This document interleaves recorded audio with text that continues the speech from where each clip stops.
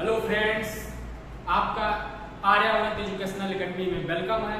तो एक बार फिर मैं इस नए लेक्चर के साथ आपके सामने उपस्थित हूं और आज के इस लेक्चर में हम सीखेंगे कि लाइट का रिफ्लेक्शन क्या होता है। जैसे रिफ्लेक्शन ऑफ लाइट क्या होगा, अर्थात प्रकाश का परावर्तन क्या होता है। जैसे इसके पहले वाले जो भी हमारे चैनल पर नए बने हैं उनसे यही रिक्वेस्ट है कि चैनल को क्या कर लीजिएगा, सब्सक्राइब कर लीजिएगा और बेल आइकन की घंटी जरूर प्रेस करिएगा, जिससे आने वाले अगले वीडियो को आपका नोटिफिकेशन जो है सबसे पहले मिल पाए। और हम आपको बता देते हैं कि इस श्रृंखला जो है ऐसे चलती रहेगी और एक एक करके आपका पूरा जो सिलेबस है यहाँ पर कवर कर लिया जाएगा। और आज इसके पहले वाले लेक्चर में हमने बताया था कि लाइट क्या होता है, रियल में वास्तव में लाइट क्या होता है, अर्थात लाइट के बारे में सीखे थे और वहां चर्चा किए थे कि कोई भी वस्तु हमें कैसे दिखाई देती है। तो उसका आंसर क्या था, प्रकाश के परावर्तन के बारे में। तो आज हम सीखेंगे कि प्रकाश का परावर्तन वास्तव में होता क्या है। तो आइए हमारे साथ जो है लेक्चर में बने रहिए और अंत तक आप लेक्चर में बने रहिएगा। तो हमें विश्वास है कि इस प्रकार से यहाँ पर बताया जाएगा कि एक भी कॉन्सेप्ट आपको भूलेगा नहीं और हमेशा हमेशा के लिए क्या होगा, याद हो जाएगा। तो आइए देखिए। तो अब देखो, प्रकाश का परावर्तन यहाँ पर क्या है, रिफ्लेक्शन ऑफ लाइट। तो अब इसमें देखो कि एक बेसिक समझ हम ले लेते हैं कि परावर्तन का मतलब क्या होता है। तो यहाँ पर जब परावर्तन शब्द आया तो यहाँ से हमारा कुछ मतलब निकल रहा है कि परावर्तित होना, परावर्तित होना, अर्थात हम कह सकते हैं लौटना।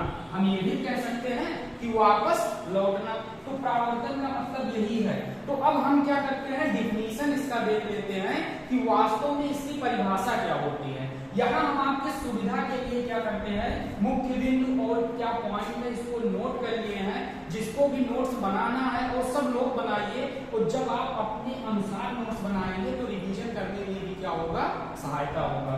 तो इसीलिए क्या करिए, परिभाषा देखिए क्या होता है। देखो, प्रकाश का किसी चिकने या पॉलिशदार सतह से टकराकर उसी माध्यम में वापस लौटने की क्रिया को प्रकाश का परावर्तन कहते हैं। तो अब यहाँ पर समझिए आगे क्या होगा। देखो, प्रकाश का किसी चिकने या पॉलिशदार सतह से टकराकर, तो आपका क्या होना चाहिए, एक सतह होना चाहिए। मान लीजिए ये क्या हो गया, सतह हो गया। अब सतह का मतलब आप समझिए कैसे, जैसे मान लीजिए ये क्या है, ब्लैक बोर्ड है, एक क्या है, सतह है। अब इसमें देखो ये सतह है और इसमें क्या कह रहा है कि चिकना होना चाहिए या पॉलिशदार सतह होना चाहिए। पॉलिशदार सतह का मतलब कि इसका जैसे मान लीजिए आपका हम बता दें कोई भी वस्तु, मान लीजिए ये बोर्ड है तो इसका ये सतह क्या है, चिकना है, लेकिन इसके पीछे क्या होगा, आपका लेप लगा हुआ ना। अर्थात जैसे आप शीशा देखते हैं, घर में सबके शीशा होगा, तो उसमें देखिए कि एक तरफ क्या होता है, कांच का होता है सामने, तो वो क्या होता है, परावर्तक तल होता है, लेकिन पीछे देखिए उस पर क्या होता है, लेप लगाया जाता है, अर्थात कलई किया होता है। तो वही कहा गया कि जब प्रकाश किसी चिकने या पॉलिशदार सतह से टकराकर उसी माध्यम में वापस लौट जाती है, उस घटना को हम क्या कहते हैं, प्रकाश का परावर्तन कहते हैं। अब देखो, इसी सतह को हम क्या करते हैं, ऐसे कलई करते हैं, ऐसे क्या करते हैं, एक परत इसका कलई करते हैं। और जानते रहिएगा जो कलई किया जाता है वो लाल ऑक्साइड का किया जाता है, अर्थात लाल ऑक्साइड का क्या किया जाता है, कलई किया जाता है, या आपका सिल्वर ऑक्साइड भी यूज होता है। तो अब इसको चित्र के माध्यम से समझते हैं कि किस प्रकार से परावर्तन होगा। तो देखो, जैसे आपका ये क्या हो गया, सतह हो गया। कोई प्रकाश की किरण, मान लीजिए यहाँ पर क्या है, आपका सूर्य है, यहाँ पर सूर्य है, या कोई आप क्या ले लीजिए, स्रोत ले लीजिए जिससे प्रकाश क्या है, निकल रहा है। तो यहाँ से जब प्रकाश चलेगा तो हम बताए थे आपको कि प्रकाश हमेशा किस रेखा में चलता है, सीधी सरल रेखा में चलता है। इसके पहले वाले लेक्चर में बताए थे कि प्रकाश हमेशा सीधी सरल रेखा में चलता है। तो मान लीजिए यहाँ से प्रकाश निकला और वो क्या हुआ, सीधी सरल रेखा में ऐसे आगे बढ़ा, और जब आगे बढ़ा तो यहाँ पर क्या था, एक परावर्तक तल था। अब जैसे देख लीजिए, मान लीजिए ये हमारा क्या है, हाथ है, तो अब इसमें देखिए ये क्या है, परावर्तक तल है। ऐसे प्रकाश यहाँ से मान लीजिए आ रहा है, ऐसे ऐसे आया, यहाँ पर दिया। तो अब इसका मान लीजिए नीचे का अगर कलई किया है, प्रकाश बाहर नहीं निकल पाएगा, तो इसी पर टकराकर ऐसे आया और टकराने के बाद ऐसे क्या हुआ, वापस लौट गया। तो यही घटना क्या होता है, प्रकाश का परावर्तन होता है। तो इसमें क्या होता है, देखो यहीं पर टकराएगा तो इसके बाद क्या होगा, ऐसे वापस लौट जाएगा, और इस घटना को ही हम क्या कह देंगे, प्रकाश का परावर्तन कहते हैं। तो अब इसमें देखो मुख्य पॉइंट क्या होता है, आपतित किरण क्या होगा, परावर्तित किरण क्या होगा, परावर्तक तल क्या होगा, अभिलंब क्या होगा, आपतन बिंदु क्या होगा, आपतन कोण और परावर्तन कोण। इतनी बातें जो है हमको इसमें क्या करना है, अध्ययन करना है। तो अब देखो आने वाली किरण को हम क्या कहेंगे, आपतित किरण। नोट कर लीजिए बुक में, अर्थात अपने नोटबुक में, कि जो आ रही है किरण, अर्थात स्रोत से आने वाली किरण को, अर्थात स्रोत से परावर्तक तल की तरफ आने वाली किरण को हम क्या कहते हैं, आपतित किरण। इसको हम क्या कहेंगे, आपतित किरण कहेंगे। और हम आपको बता दें इसको हम क्या कहते हैं, परावर्तक तल। इसको क्या कहते हैं, परावर्तक तल। जो ये तल है ऊपर वाला, इसको क्या कहेंगे, परावर्तक तल, क्योंकि यहीं से क्या हो रहा है, परावर्तन हो रहा है। और जिस बिंदु पर आपका आपतित किरण गिरता है, इस बिंदु को हम क्या कहते हैं, आपतन बिंदु। इसको भी क्या करिए, नोट कर लीजिए। इसको हम क्या कहेंगे, आपतन बिंदु कहेंगे। और आप जानते रहिएगा कि आपतन बिंदु पर ही क्या लगाया जाता है, लंब डाला जाता है। आपतन बिंदु पर क्या डाला गया, लंब। अर्थात जिस पॉइंट पर आपका प्रकाश की किरण गिरेगा उसको हम क्या कहेंगे, आपतन बिंदु कहेंगे। और इस पॉइंट पर खींचा गया लंब क्या कहलाता है, अभिलंब कहलाता है। इसको हम क्या कहते हैं, अभिलंब कहते हैं। तो समझ में आया ना, आपका क्या होगा, आने वाली किरण आपतित किरण, और जिस बिंदु पर गिरी आपतन बिंदु, और उस बिंदु पर खींचा गया लंब, अर्थात लंब का मतलब पता है ना, जैसे एक रेखा है, इसी पर 90 डिग्री का बनाने वाली, 90 डिग्री कोण बनाने वाली रेखा जब खींच दिया जाए तो उसी को हम क्या कहते हैं, लंब कहते हैं। तो इसी प्रकार बताओ इस बिंदु पर यहाँ कितना कोण बन रहा है, पूरा टोटल 90 डिग्री का बन रहा है ना, ये क्या है, अभिलंब है। और जानते रहिएगा कि जो लौट कर जाने वाली किरण होती है, अर्थात परावर्तन के पश्चात वापस लौट कर जाने वाली किरण को हम क्या कहते हैं, परावर्तित किरण। और फिगर आप क्या करिएगा, अच्छे से बनाइएगा। अब देखो इसका नाम कर देते हैं, मान लीजिए ए, और ये पॉइंट क्या है, यम है, और ये क्या है, बी, और ये क्या है, यम। तो अब यहाँ से आप निकालिए क्या होगा, एम क्या होगा आपका, आपतित किरण। ये क्या होगा, आपतित किरण होगा। और इसके बाद आपका, अब देखो एम बी क्या होगा, परावर्तित किरण होगा, क्योंकि यही किरण क्या है, वापस लौट रही है। तो ये क्या हो गया, परावर्तित किरण हो गया। और एम एन क्या होगा, एम एन आपका क्या होगा, अभिलंब होगा, अभिलंब होगा। और इसके बाद यम पॉइंट क्या होगा, आपतन बिंदु होगा। और मान लीजिए M1 M2 इसको कहिए कि ये क्या हो गया, परावर्तक तल हो गया। अब इसमें देखो कि एक और बातें आती हैं, जैसे यहाँ मुख्य पॉइंट में देखो हमने क्या पढ़ लिया, आपतित किरण, अर्थात स्रोत से आने वाली किरण को हम क्या कहेंगे, आपतित किरण। परावर्तित किरण क्या होगा, परावर्तन के पश्चात वापस लौट कर जाने वाली किरण को क्या कहेंगे, परावर्तित किरण। परावर्तक तल क्या होगा, ऐसा तल जिससे क्या हो रहा है, परावर्तन की क्रिया हो रहा है, उसको हम क्या कहेंगे, परावर्तक तल कहेंगे। अभिलंब क्या होगा, आपतन बिंदु पर खींचा गया लंब क्या होगा, अभिलंब होगा। ये भी क्लियर हुआ। आपतन बिंदु क्या होगा, जिस परावर्तक पृष्ठ के जिस बिंदु पर, परावर्तक पृष्ठ के जिस बिंदु पर आपका क्या होगा, आपतित किरण आपतित होगी, अर्थात गिरेगी, उसी पॉइंट को हम क्या कहेंगे, आपतन बिंदु कहेंगे। ये भी आपका क्लियर हो गया। अब यहाँ पर दो चीजें अभी नहीं समझाए हैं, एक आपका क्या आता है, आपतन कोण, और एक क्या आता है, परावर्तन कोण। तो इसको समझिए। देखो आपतन कोण क्या होगा, तो आपतन कहाँ आया, आपतित किरण और अभिलंब के बीच का कोण। यहाँ पर ध्यान रखिएगा कि आपतित किरण और अभिलंब के बीच के कोण को, यहाँ पर जो बीच में कोण बन रहा है, देखो आपतित किरण और ये क्या हो गया, अभिलंब हो गया, इसके बीच में जो कोण एंगल बन रहा है उसी को हम क्या कहते हैं, आपतन कोण कहते हैं, अर्थात कोण पाई कहते हैं। और दूसरा क्या आ जाता है, परावर्तन कोण। तो परावर्तन कोण क्या होगा, परावर्तित किरण और अभिलंब के बीच का कोण क्या कहलाएगा, परावर्तन कोण कहलाएगा। तो दोनों डिफिनीशन समझ में आई। एक आपका क्या है, आपतन कोण, और एक क्या है, परावर्तन कोण। तो आपतन कोण किसे कहेंगे, आपतित किरण और अभिलंब के बीच के कोण को हम क्या कहेंगे, आपतन कोण कहेंगे। और दूसरा आपका क्या आता है, परावर्तन कोण। अब देखो परावर्तन कोण आया ना, तो इसमें क्या होगा, परावर्तित किरण और अभिलंब के बीच के कोण को, और कोण हमेशा अभिलंब के बीच मापेंगे। तो एक आपका क्या हो जाएगा, आपतन कोण, जब आपतित किरण अभिलंब के बीच होगा। और दूसरा क्या हो जाएगा, परावर्तन कोण, जब आपका क्या होगा, परावर्तित कोण और अभिलंब के बीच का होगा। तो हमको विश्वास है कि इतनी बातें जो है आपको समझ में आ गई होगी। और एक बात हम दोबारा समरी के रूप में बता देते हैं कि अभी तक हमने आपको क्या बताया।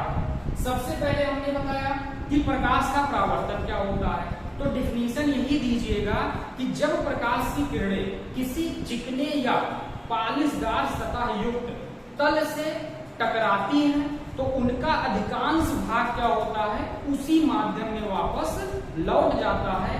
और प्रकाश के इस प्रकार लौटने की घटना को भी हम क्या कहते हैं, प्रकाश का परावर्तन कहते हैं। ये बात क्लियर हो गई, प्रकाश का परावर्तन क्या होता है। और इसके बाद प्रकाश का परावर्तन समझने के लिए हमने आपको क्या बताया, इसमें क्या क्या होता है। जो प्रकाश की किरण आपतित होगी अर्थात गिरेगी तल पर, उसे हम क्या कहेंगे, आपतित किरण। और जिस बिंदु पर गिरेगी, आपतन बिंदु, उस बिंदु पर खींचा गया लंब अभिलंब कहलाएगा। और लौटने वाली किरण परावर्तित किरण होगी। और इसके बाद आपतित किरण अभिलंब के बीच का कोण आई क्या होगा, आपका आपतन कोण होगा। और अभिलंब और परावर्तित किरण के बीच का कोण आर क्या होगा, परावर्तन कोण होगा। इसको हम इंसिडेंट एंगल कहेंगे और इसको रिफ्लेक्टेड एंगल कहेंगे। अर्थात आपतित किरण का मतलब होता है इंसिडेंट रे इंग्लिश में, और आपका परावर्तित किरण का मतलब क्या होता है, आपका रिफ्लेक्टेड रे होता है। तो इतनी बातें क्लियर है ना। अब इसके बाद जो है हम समझ लेते हैं कि आपका जो यहाँ पर लिखे हैं मेन पॉइंट, उसको समझते हैं कि क्या होगा। अब देखो आपका यहाँ पर क्या है, प्रकाश का परावर्तन तल की प्रक्रिया पर निर्भर करता है। अब देखो जैसे आपसे कह दिया गया कि तल एक हम ले लिए, तल का मतलब समझते हैं, जैसे कोई भी आपका क्या हो, सतह प्लेन हो, चिकनी सतह हो, या हो सकती है खुरदुरी सतह हो। जैसे आप बुक लिए हैं, किताब लिए हैं, तो वो भी क्या हो गया, एक तल हो गया, सतह हो गया। और इसी प्रकार से आपका होगा तल। अब इसमें देखो कि तल की प्रकृति पर निर्भर करता है। अब क्वेश्चन पूछ लिया जाए कि प्रकाश का परावर्तन किस पर निर्भर करता है, तो आप बताइएगा तल की प्रकृति पर। और कैसे निर्भर करेगा, तो अब देखो तल कितने प्रकार के, मान लीजिए दो प्रकार से हम बांट सकते हैं ना।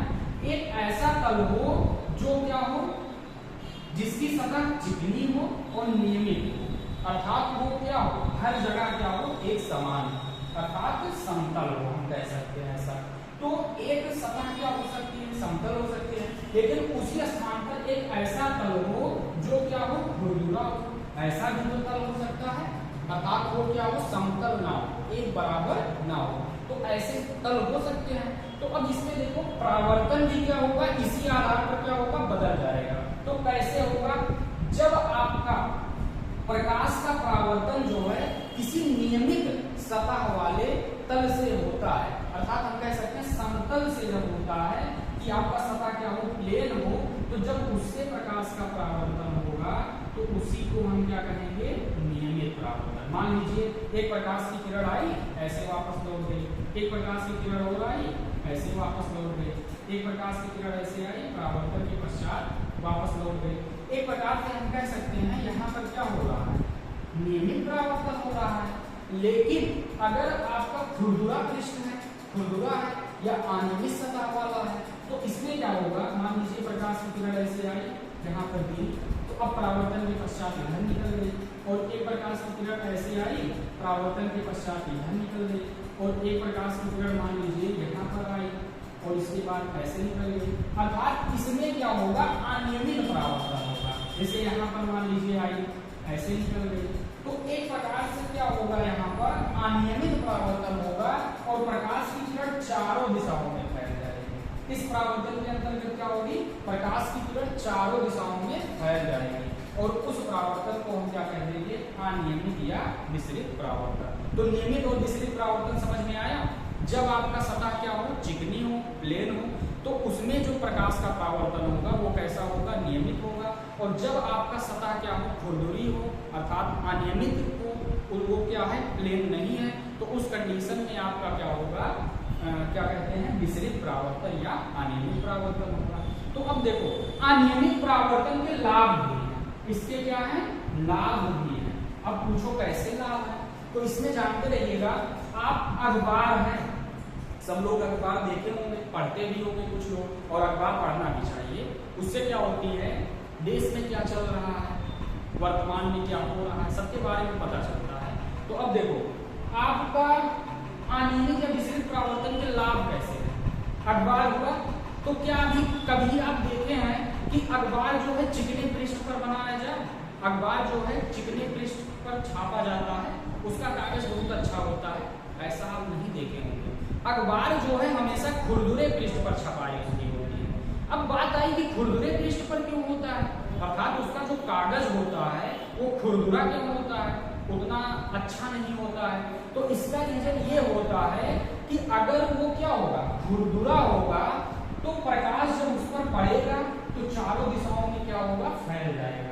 जैसे मान लीजिए खुरदुरे पृष्ठ पर है, तो जब प्रकाश इस पर पड़ेगा तो चारों दिशाओं में क्या होगा, फैल जाएगा और उस पर लिखे हुए स्मॉल अक्षर अर्थात छोटे छोटे अक्षर भी हमको क्या होंगे, दिखाई देंगे।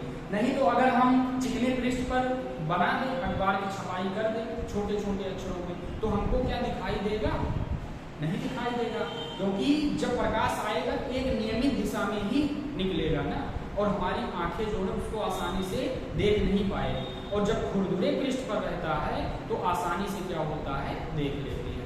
तो ये जो है नियमित परावर्तन के क्या है, लाभ भी है कि अखबार की जो छपाई होती है हमेशा खुरदुरे पृष्ठ पर ही किया जाता है।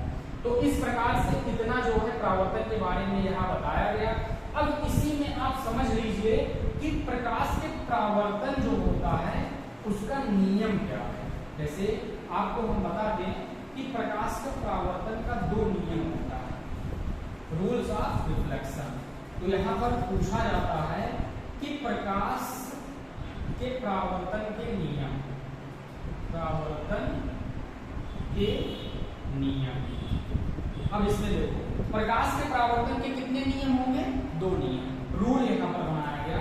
पहला नियम क्या होता है, आपतित किरण,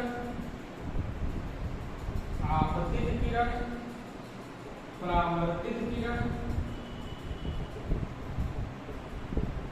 आपतित किरण, परावर्तित किरण तथा आपतन बिंदु पर खींचा गया अभिलंब,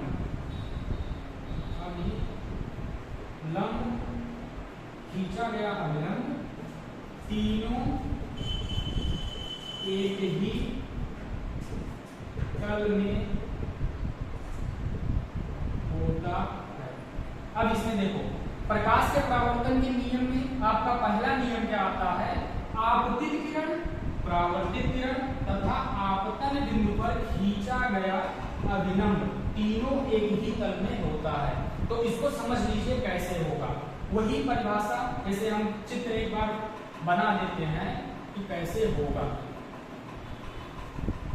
देखो, आपका फिगर यही था, एक क्या हो गया, परावर्तक तल हो गया, इसका एक पृष्ठ क्या कर दिए, कलई कर दिए या पॉलिश कर दिए। जब प्रकाश की किरण यहां से आई, इस किरण को क्या कह दिए, आपतित किरण कह दिए आने वाली, और जिस बिंदु पर गिरी आपतन बिंदु, इसको क्या कहें, आपतन बिंदु। इस बिंदु पर क्या खींचे, अभिलंब खींचे, इस बिंदु पर क्या खींच दिए, लंब खींच दिए, इसको हम क्या कहेंगे, अभिलंब कहेंगे। अब इसके बाद जब प्रकाश की किरण इस पर गिरेगी तो यही क्या होगी, परावर्तित हो गई। तो इस किरण को हम क्या कहेंगे, परावर्तित किरण कहेंगे। अब देखो इसमें क्या हुआ, पहला नियम क्या कहता है, आपतित किरण, परावर्तित किरण और आपतन बिंदु पर खींचा गया अभिलंब तीनों एक ही तल में होता है। अब देखो कैसे, यहाँ पर देखो ये क्या है, बोर्ड है, एक क्या है, तल है। तो जब आने वाली किरण आपतित किरण और ये क्या है, परावर्तित किरण और आपतन बिंदु पर अभिलंब, यही तो खींचा गया। तो देखो तीनों एक ही प्लेन में है कि नहीं, आपका ये क्या है, बोर्ड के अंदर ये तो है, अर्थात ये तीनों घटनाएं आपतित किरण, परावर्तित किरण और आपतन बिंदु पर खींचा गया अभिलंब तीनों क्या है, एक ही तल में है। तो पहला नियम यही कहता है। देखो आपको क्या करना है, एक एक पॉइंट समझना है, जब तक समझ में नहीं आएगा तब तक बताएंगे, और जो भी डाउट तब भी रह जाता है तो कमेंट में अपना डाउट क्या करिएगा, पूछ लीजिएगा। इसके नेक्स्ट वाले वीडियो में आपका डाउट क्या होगा, क्लियर हो जाएगा। तो इतना क्या हो गया ना, समझ में आ गया पहला नियम कैसे होगा। अब इसमें देखो यहाँ पर क्या आप बताओ, आपतित किरण ऐसे आया, क्या परावर्तित किरण बाहर जा रहा है, अर्थात ये बोर्ड का तल है ना, इसके बाहर दूसरा तल आ गया, ये क्या हो गया, दूसरा तल। तो ऐसा तो हो नहीं रहा है और ना ही अभिलंब आपका ऊपर आ रहा है। तो इसलिए हम यही कहते हैं कि आपतित किरण, परावर्तित किरण तथा आपतन बिंदु पर खींचा गया अभिलंब तीनों एक ही तल में होता है। तो ये बातें तो क्लियर हुई। अब दूसरा नियम आपका क्या आता है, सदैव, यहाँ देखो आपतन कोण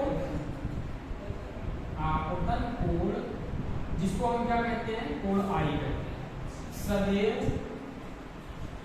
परावर्तन कोण जिसको हम क्या कहते हैं, कोण आर के बराबर होता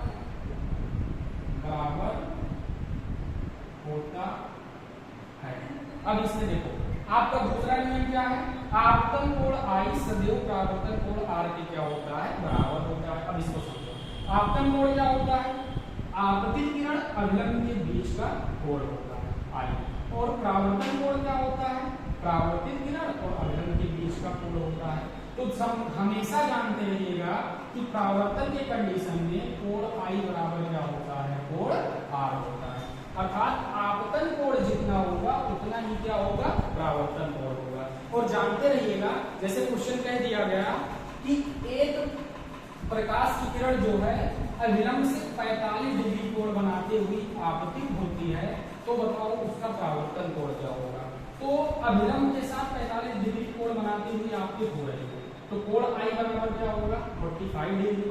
तो इस कंडीशन में बताओ परावर्तन कोण क्या होगा, तो कोण आई बराबर किससे होता है, कोण आई को होता है, अर्थात परावर्तन कोण भी क्या होगा, 45 डिग्री होगा। तो इस प्रकार से आप क्या करिएगा, जानते रहिएगा। तो यही क्या होते हैं, परावर्तन के नियम होते हैं। आपको पूछा जाएगा कि परावर्तन का नियम कितने होता है, तो बता दीजिएगा परावर्तन के कितने नियम है, 2 नियम, और यही दोनों क्या करिएगा, लिख लीजिएगा। अब इसके आगे जो है हम एक केस समझते हैं और उसके आधार पर हम आपको समझाने का प्रयास करेंगे कि अगर पूछ लिया जाए आपसे कि जैसे देखो ध्यान से समझिएगा, ये क्या है, तल है, इसका एक टेस्ट हम क्या कर दिए, कलई कर दिए, ऊपर वाला क्या हो गया, परावर्तक तल हो गया। अगर क्वेश्चन पूछ लिया जाए कि क्या होगा जब प्रकाश की किरण इस पर लंबवत आपतित हो, इस पर क्या हो, लंबवत आपतित हो, अर्थात ये प्रकाश की किरण क्या है, लंबवत गिर रही है। तो इस कंडीशन में क्या होगा, ध्यान से समझिए, जिस बिंदु पर आपकी किरण गिरती है उसको हम क्या कहते हैं, आपतन बिंदु। इसको हम क्या कहेंगे, आपतन बिंदु कहेंगे ना। हाँ, समझ में आ गया ये बात। अब इसके बाद देखो, इस बिंदु पर आपतन बिंदु से तुरंत हम क्या खींचते हैं, नॉर्मल खींचते हैं, अर्थात अभिलंब खींचते हैं। तो इसी बिंदु पर हम क्या खींचेंगे, अभिलंब खींचेंगे, और जब अभिलंब खींचेंगे तो इसी रेखा पर तो हमको खींचना पड़ेगा, अर्थात जैसे देखो ये बिंदु क्या है, आपतन बिंदु, और तुरंत इस पर हम क्या खींचते हैं, अभिलंब खींचते हैं। तो जब अभिलंब खींचेंगे तो इसी रेखा पर हमको खींचना होगा और आगे बढ़ाते हैं। तो आपको हम बता देते हैं, गणित में आपको बताया भी गया होगा कि जैसे एक रेखा है और इसी रेखा पर अगर ऐसे कोण बनता है इतना, तो इसको 180 कहते हैं, और यही पूरा हो जाता है तो इसको 360 कहते हैं। और इस पर अगर मान लीजिए इस प्रकार से कोण बना तो 90 कहते हैं।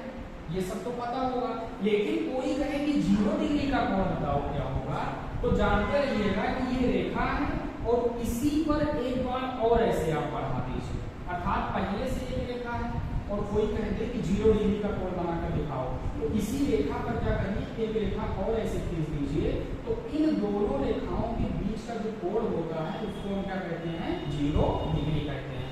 तो इस कंडीशन में आप बताओ कि इसी रेखा पर तो ये अर्थात इसी रेखा पर तो अभिलंब है, तो इस कंडीशन में क्या होगा, अभिलंब और आपतित किरण के बीच का कोण कितना होगा, 0 डिग्री होगा। अर्थात हम कह सकते हैं कोण I बराबर आपका क्या होगा, 0 डिग्री, क्योंकि आपतन कोण और अभिलंब के बीच का कोण, आपतित किरण और अभिलंब के बीच का कोण ही क्या होता है, आपतन कोण होता है। तो जब आपतन कोण 0 डिग्री हुआ तो परावर्तन का दूसरा नियम क्या कहता है, भूल गए कि याद है, याद होगा, अभी अभी पढ़े हो। तो अब क्या होगा आपका कोण I जब 0 है तो आपका क्या होगा, कोण R भी क्या होगा, 0 होगा, क्योंकि परावर्तन का दूसरा नियम क्या होता है कि आपतन कोण सदैव परावर्तन कोण के क्या होता है, बराबर होता है। तो यहां से समझ में आ गया कि जो आपका परावर्तन कोण है वो भी कितना हो गया, 0 डिग्री। तो 0 डिग्री हमको बनाना आ गया, तो 0 डिग्री कैसे बनाएंगे, तो इसी पर आप क्या करिए, पुनः एक रेखा खींच दीजिए। अर्थात हम कह सकते हैं कि जब आपका प्रकाश किसी पृष्ठ पर लंबवत आपतित होता है तो प्रकाश जो है सीधे उसी रास्ते से क्या होता है, वापस निकल जाता है, अर्थात उसी माध्यम में सीधे क्या होगा, वापस निकल जाएगा। तो ये बातें क्लियर हुई ना। पूछ ले कोई कि एक प्रकाश जो है किसी पृष्ठ पर लंबवत आपतित हो रहा है, तो बताओ क्या होगा, तो कह दीजिएगा कि प्रकाश उसी माध्यम में सीधे उसी दिशा में ऊपर की ओर क्या होगा, लौट जाएगा। ये केस समझ में आ गया। इसमें एक बात और हम बता देते हैं कि देखो आपका मान लीजिए यहाँ पर क्या है, एयर है, मीडियम, तो जब प्रकाश की किरण ऐसे आएगी और उसी माध्यम में वापस जा रही है, केवल यहाँ पर क्या हुआ, परावर्तन हुआ, तो जब माध्यम नहीं बदलता है तो जानते रहिएगा प्रकाश की चाल और तरंगदैर्घ्य पर कोई प्रभाव नहीं पड़ेगा। तो यहाँ पर एक बात और नोट कर लीजिएगा, परावर्तन की घटना में प्रकाश की चाल व तरंगदैर्घ्य पर कोई प्रभाव नहीं पड़ता है। लेकिन यही काम अगर आप अपवर्तन में देखेंगे तो अपवर्तन में क्या होता है, प्रकाश की चाल और तरंगदैर्घ्य क्या होता है, बदल जाता है, लेकिन उस कंडीशन में आवृत्ति नहीं बदलता है। तो इतना बातें जो है आपको क्लियर हो गई होगी कि किस प्रकार से जो है प्रकाश का परावर्तन होता है और कैसे कैसे परावर्तन के अंतर्गत मुख्य पॉइंट है। एक बार वैसे हम बता देते हैं परावर्तन क्या है। तो परावर्तन क्या होता है, जब प्रकाश की किरण किसी चिकने या पॉलिशदार सतह युक्त से टकराती है तो उसका अधिकांश भाग उसी माध्यम में वापस लौट जाता है। इस घटना को क्या कहते हैं, प्रकाश का परावर्तन कहते हैं। इसके बाद आता है कि आने वाली प्रकाश की किरण को आपतित किरण जिस बिंदु पर गिरती है उसे हम क्या कहेंगे, आपतन बिंदु। और परावर्तक तब होता है, आपतन बिंदु से खींचा गया हुआ अभिलंब होगा और वापस लौट कर जाने वाली किरण क्या होगा, परावर्तित किरण होगी। अब बात आई आपतित किरण और अभिलंब के बीच का कोण आपतन कोण, अभिलंब और परावर्तित किरण के बीच का कोण परावर्तन कोण होगा। और इसके बाद हमने बताया कि जब प्रकाश की किरण जो है 90 डिग्री पर आपतित होगी तो उस कंडीशन में आपकी प्रकाश जो होगी उसी दिशा में वापस लौट जाएगी। और नियमित अनियमित परावर्तन भी बताए। तो इस प्रकार से परावर्तन का जो टॉपिक होता है यही पर दायित्व होता है। अब इसके बाद हम सीखेंगे कि गोलीय दर्पण द्वारा परावर्तन कैसे होता है या समतल दर्पण द्वारा परावर्तन कैसे होता है और किस प्रकार से प्रतिबिंब बनता है। तो इसी के साथ पढ़ाई करते रहिए। All the very best.